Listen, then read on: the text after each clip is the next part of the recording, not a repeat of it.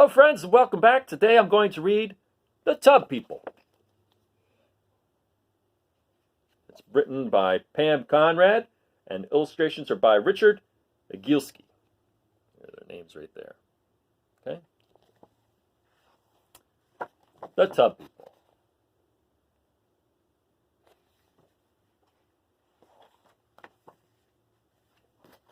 There's another Tub People page. There we go. Oh, and the dedication for Adam, PC, for Jen, RE. So for Adam, that would be Pam Conrad's dedication, and for Jen, that's Richard Agilski's dedication. Remember, we talked about a dedication before. Okay? This book is dedicated to those two people. The Tub People stood in a line all day on the edge of the bathtub. There were 7 of them, and they always stood in the same order. The father, the mother, the grandmother, the doctor, the policeman, the child, and the dog. They were made out of wood, and their faces were very plain. They could smile or frown, or cry or laugh. Sometimes they would even wink at each other, but it hardly showed.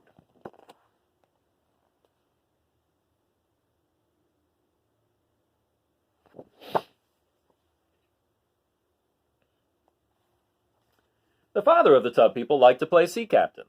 He would take the mother, the grandmother, and the child for a ride on the floating soap. The others stood on the edge of the tub and waved. Once in a while, the child of the Tub People would slide off the soap into the warm bath. "Help! Help!" and the captain would rescue him. "We're coming! We're coming!"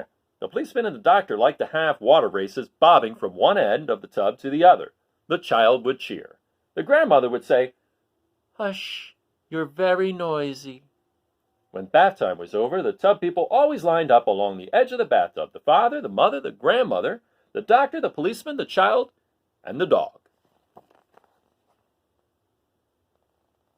And they are riding on the soap.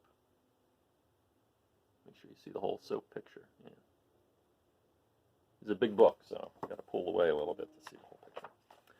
But one evening, the bath water began rushing down the drain before they were lined up, pulling all the Tub People this way and that. The soap danced over to the drain, turning and turning at the top of a whirlpool. Standing on the soap, getting dizzier and dizzier, was the child of the Tub People. "Help! Help!"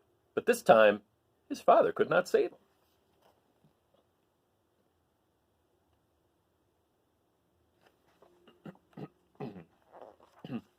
And the tub child disappeared down the drain without a sound. Oh, there they go, down the drain.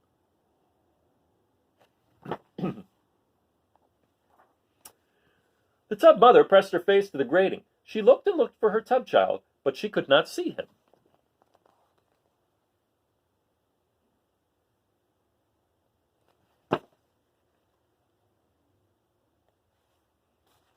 Later that night, the Tub People lined up on the edge of the tub, just the 6 of them. The soap was soft and back in the soap dish.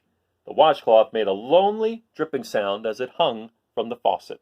The Tub People felt very sad. It's so hard to...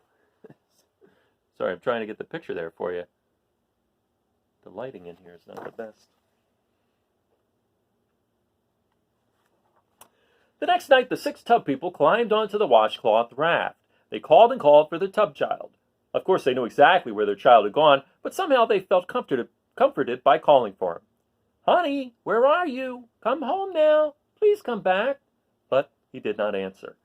Every evening, the Tub People continued to float in the bathwater, but in time they stopped calling, and they never winked at each other anymore.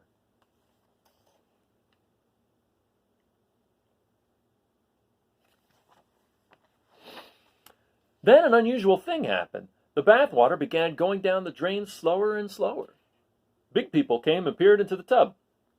"What's the matter with the tub drain?" they asked. They filled the room with deep voices and blocked the light. "What's the matter with the tub drain?" The Tub People stood woodenly in their line. If they could have spoken, they would have shouted out what a terrible drain that was, and how it had sucked away their little tub child. But they were silent. What do you think's wrong with that tub drain?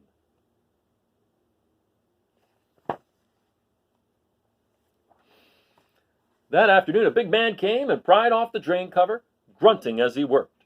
He shone a light down the drain and frowned. Then he pushed in a long wire and jiggled it up and down, up and down.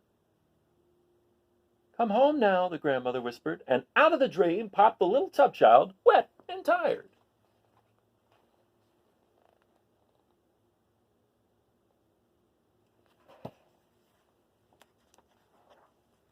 The tub people stood in a line, quietly watching. One by one they smiled. The father, the mother, the grandmother, the doctor, the policeman, and the dog. And the tub mother had little soapy tears running down her wooden cheeks. But the big man did not look at them. He tossed the tub child into his box, shut it with a click, and left. The tub people waited for bath time, hoping their tub child would come back. But bath time never came. It grew later and later, and still they waited, worrying all the while. I wonder what they're doing with the tub child.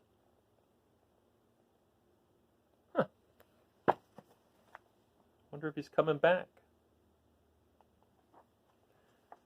Finally, when they felt they could wait no longer, they were lifted up and carefully carried into a new room and gently placed in a large, soft bed.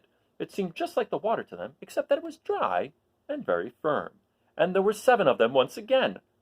The tub dog knocked his little wooden head against the tub child's head, and very quietly they all laughed. So they're all back together. Yay! There was a thick quilt on the bed, and when it was all bunched up, they would go mountain climbing. The father liked to be the leader, and he would lead them up one side of the mountain, and then they would all tumble easily down the other. The grandmother liked to hide under the pillow and have everyone come find her. The tub child liked to fall off the edge and have his father rescue him. Just like in the tub.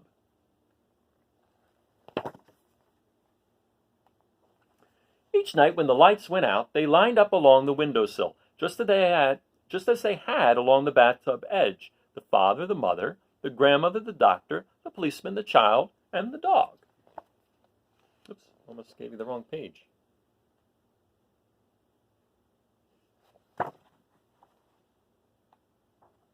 But each morning when the sun came shining in on them, something would be different. The tub child would be standing between the tub mother and the tub father, their sides barely touching. And if you looked very, very closely, you would see they all had smiles on their small wooden faces. Do you see the smiles? Here, I'll bring it closer. Look closely. I'll start over here. See the smiles? Gotta look close.